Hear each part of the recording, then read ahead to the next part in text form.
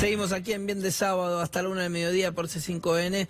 Tratábamos más temprano el caso del exministro Julio De Vido, que se encuentra detenido.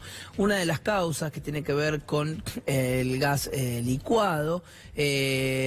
Para hablar de una de esas causas, estamos en comunicación telefónica con Nicolás Gandini, periodista aquí del canal especializado en energía, realmente una de las personas que más sabe en la Argentina de este tema. Nicolás, muchísimas gracias por recibirnos esta mañana. Pablo, ¿cómo andás? Buenos días. Bien, muy buenos días. Bueno, la verdad que quisiéramos empezar empezar por el principio y es entender de qué se lo acusa exactamente a Julio De Vido. Perfecto, a ver, para entender un poco de qué se lo acusa a Julio De Vido hay que remontarse al año, te diría, 2008. Sí. ¿Qué pasó en el año 2008? En ese momento se empieza a evidenciar la crisis energética que atravesaba la Argentina, que atraviesa todavía. Empezó a faltar gas. O sea, la Argentina es un país que depende mucho del gas. El 50% de la energía que se consume proviene del gas natural, o sea, en distintas maneras. O sea, se utiliza en una central eléctrica, se utiliza en un horno, en una industria y demás.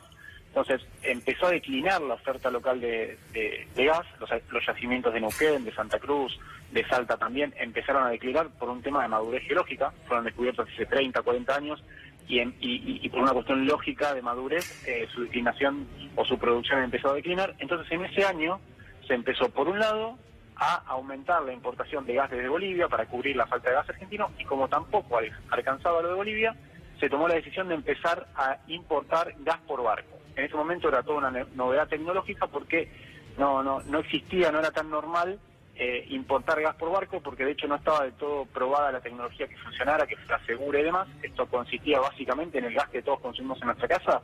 Vos lo enfriás, lo ponés muy frío a menos de 150 grados, eso lo licúa, y en el proceso de licuefacción luego posteriormente podés transportarlo en un barco, cargarlo en un barco y traer, por ejemplo, gas desde Trinidad y Tobago, gas desde Argelia, gas desde Qatar, desde cualquier lugar del mundo que quieras traer gas. Obviamente es un gas más costoso. Claro. ¿Cómo se conecta eso con el caso de Vido? Es que, bueno, a De Vido se lo acusa de ser el ideólogo de que una vez que la Argentina empezó a importar gas, bueno, él armó todo un entramado, toda una operatoria irregular para cobrar sobreprecios precisamente sobre la importación de ese gas que necesitaba la Argentina. Y lo que dictamina, o la resolución que tomó el juez federal Claudio Bonadío, es que en el marco de esa operación de importación de gas por barco, entre el año 2008 y el año 2015, durante 7 u 8 años, se pagaron sobreprecios por 7.000 millones de dólares. Esa es la resolución del juez, por la cual él toma la decisión de imputar a Julio De Vido y a Roberto Barata, que era su mano derecha en el Ministerio de Planificación, para tomarle declaración con el precepto, con la decisión de que si Julio De Vido seguía libre, podía entorpecer el avance de la justicia. Y por eso lo detiene. Es obviamente una decisión bastante polémica, porque él no es que existe una condena, que haya un juicio o un tribunal que diga, ok, listo, no, Julio De Vido realmente robó o participó de un entramado de cobrar sobreprecios. No, hoy está procesado, es decir, está acusado de una cifra de 7.000 millones de dólares, de cobrar sobreprecios por esa cifra, que la verdad que uno, cuando ha hablado con distintas fuentes, tanto del sector energético, del sector gasífero, como así también con distintos funcionarios del gobierno nacional, te admiten que es una cifra demasiado elevada, si bien es cierto que todo ese entramado estuvo durante años sospechado de corrupción, y te diría que a partir de la investigación que hicimos nosotros y muchos otros periodistas, es bastante verosímil decir que en esa operación se cobraron sobreprecios o existieron irregularidades, digamos. Claro, entonces, a ver, hay dos cuestiones acá, Nicolás, que me parece que estaría bueno desarrollar un poco con vos, que conocés bien el tema. Por un lado, el sobreprecio, que como vos bien nos decís, lo has investigado y todo indicaría que es muy probable que eso haya ocurrido. Más allá de lo que bien aclarás, tiene que ver con esta decisión de la justicia de ponerlo a preso a De Vido ahora, cuando quizás se podría, digamos, lo que corresponde quizás en materia de derecho es que espere el juicio y en todo caso finalmente una eventual condena en libertad. Pero por el otro lado, te pregunto esto, conociendo vos el sector y a los distintos actores que participan, ¿hay algo también que tenga que ver con una falta de inversión? Quiero decir, a partir de, bueno, se nos está acabando el gas, tenemos que empezar a importar gas. Todo este tiempo en el que se importó gas, cuando se acusa también a Debido, digamos, y a la cartera que él administraba de no invertir y de no generar un cambio en ese sentido, ¿cómo está hoy la Argentina para encarar lo que viene en materia de seguir importando gas o generarlo aquí? Es buenísima tu pregunta, es realmente muy buena. Déjame aclarar primero que yo te decía que en función de la investigación periodística que hicieron muchos medios, siempre se sospechó y que existían irregularidades. Lo que sí te digo también, así como te digo eso, tengo que ser enfático y taxativo en decirte que es, por lo menos desde lo que investigué yo, es imposible que se hayan cobrado sobreprecios por 7.000 millones de dólares. Representa 7.000 millones de dólares el 40% del total de lo que se pagó. Y ahí me puedo decir, bueno, pero pará, no es tanto. Yo te puedo decir que en la importación de combustibles es muy difícil meter un sobreprecio del 40%, con lo cual claro, la pericia ahí que se hizo y que la resolución que toma el juez, por lo menos me animo a decirte que es muy precaria, y la metodología que se tomó, que se implementó para llegar a ese número también es muy precaria, con lo cual seguramente eso haya que revisarlo. Ahora, dicho eso, y yendo a la segunda parte de tu pregunta, la Argentina tiene un problema, depende muchísimo del gas, es uno de los 5 o 6 países a nivel mundial que más depende del gas en su matriz energética, y tiene un problema con eso, que es que hay 4 o 5 empresas que te representan el 70% de la producción. ¿Qué significa eso? Que vos dependés de esas 4 o 5 empresas para tener gas disponible en la Argentina. Si esas 4 o 5 empresas no invierten, o supongamos que invierten, los yacimientos que tienen están declinando por una cuestión de madurez geológica, como te explicaba antes, la Argentina tiene un problema, porque no tiene más jugadores, no tiene mayor competencia, como tienen otros países como Canadá, como Estados Unidos, que por ahí tienen, no sé, 100, 200 o hasta 1000 empresas que están dedicadas a la extracción y producción de petróleo y de gas. En Argentina no, en la Argentina existe un problema en ese sentido, de que tiene muy pocas empresas y en ese sentido estás muy alineado, estás muy determinado por los planes de inversión de esas compañías.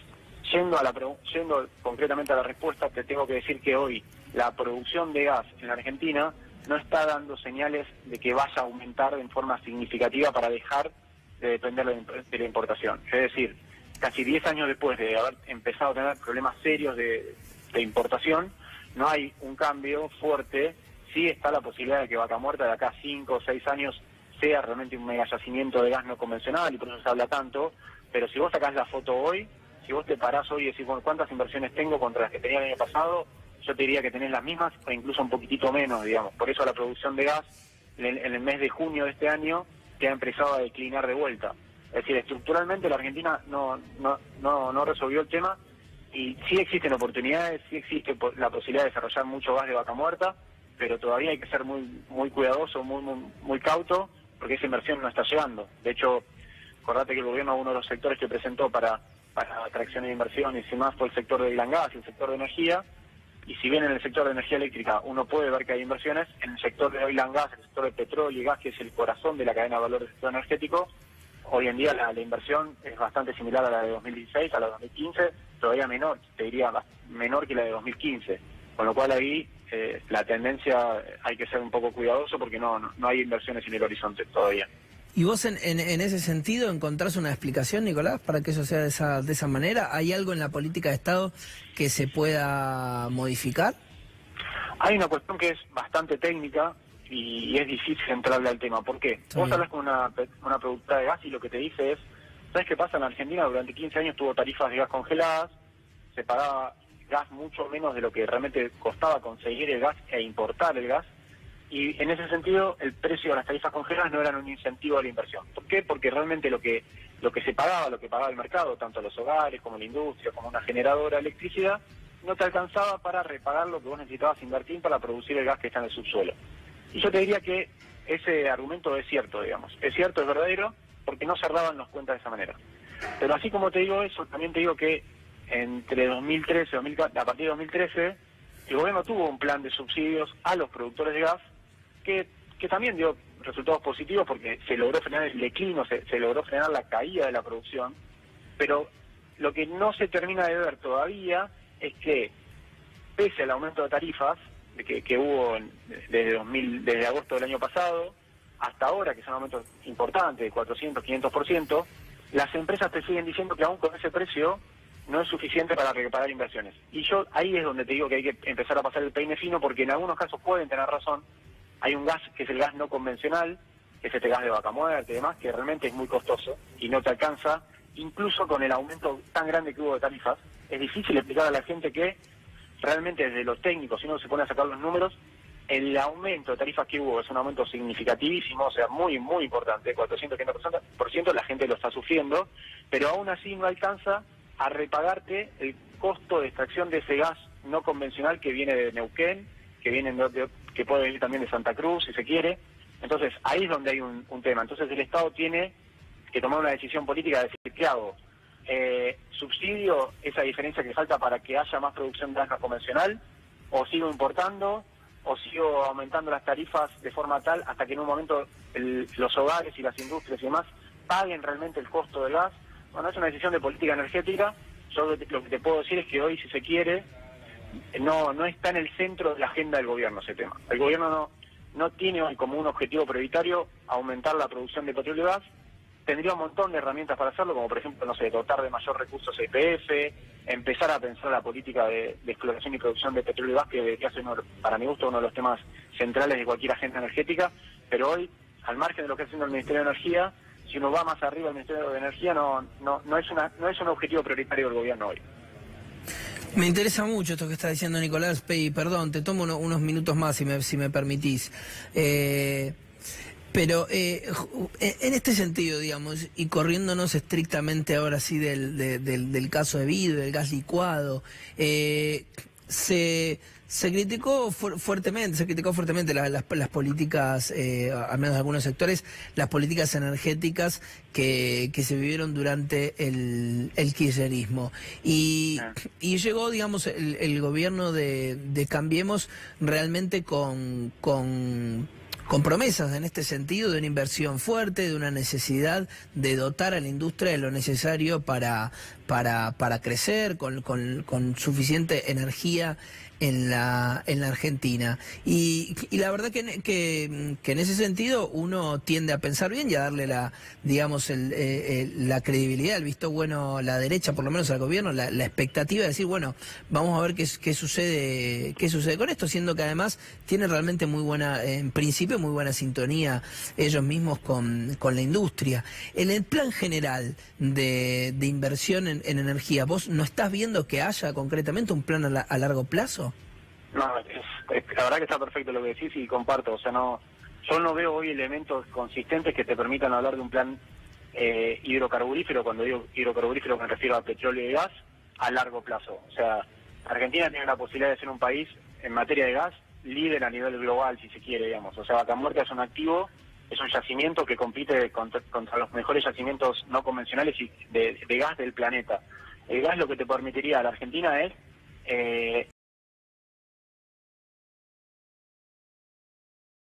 dólares, que podrían ser en Bahía Blanca y en otras partes de la provincia de Buenos Aires y también en el interior del país, que si vos tuvieras oferta de gas disponible, es decir, si el gobierno realmente se propusiera como objetivo, bueno, que acá haya mucho gas, podrían venir inversiones de ese tipo, generar puestos de trabajo, generar desarrollo de tecnología y demás.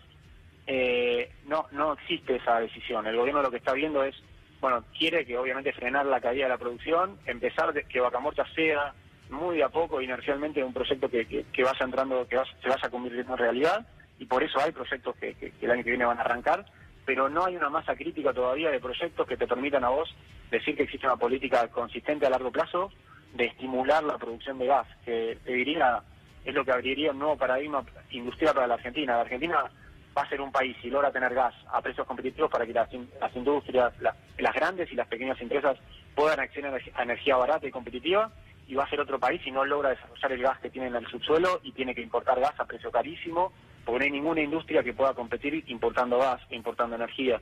Y ahí es donde digo, yo veo la política del gobierno, de energía del gobierno, y veo que, por ejemplo, el tema de energías renovables tiene una centralidad en la agenda, tiene una importancia para el gobierno mucho más significativa, mucho más evidente de lo que tiene la producción de gas.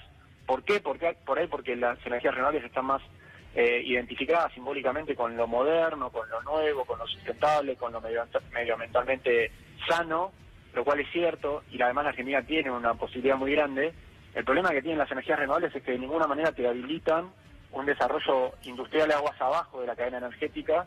O sea, no te cambia la ecuación para una productora siderúrgica, metalmecánica, petroquímica, no le cambia la ecuación que haya más o menos molinos eólicos o solares instalados. Sí te la cambia tener una producción local de gas competitiva para poder competir a nivel global. Y eso yo lo lamento, te digo, como periodista que cubre el sector, no veo que desde el Ministerio de Energía, ni desde el gobierno en general, desde Jefatura de Gabinete, ni Casa Rosada, haya una conciencia de la importancia que tiene el desarrollo de gas para un país. O sea, no son muchos los países que tienen la oportunidad que tiene la Argentina de poder tener gas en Vaca Muerta, de poder tener gas no convencional en Santa Cruz, de poder tener oportunidades en el offshore en Tierra del Fuego. Y me parece que cualquier gobierno debería fijarse como objetivo poner en valor cuanto antes esos recursos para aprovechar la oportunidad, porque después el mundo cambia, los precios internacionales cambian y uno perdió esa oportunidad y la oportunidad que no aprovechaste es una oportunidad perdida. Totalmente. Me sorprende completamente lo que nos contás, Nicolás. Honestamente digo, en ese sentido yo me imaginaba que en virtud del discurso que tiene el gobierno, sería un sector en el que estuviese realmente poniendo el ojo para mostrar sus logros de acá a unos años. Me interesa mucho y te seguiremos en tus permanentes coberturas y análisis en este sentido, Nicolás. Muchas gracias por la comunicación. Un saludo grande, Pablo, que andes bien. Un abrazo. Bien, bueno, allí Nicolás Gandini, que nos daba cuenta de la causa del gas licuado, que es por lo que está involucrado Julio De Vido. Después nos metimos en esta charla de energía y de planificación a largo plazo en la Argentina, que parece no estar en la agenda del gobierno nacional.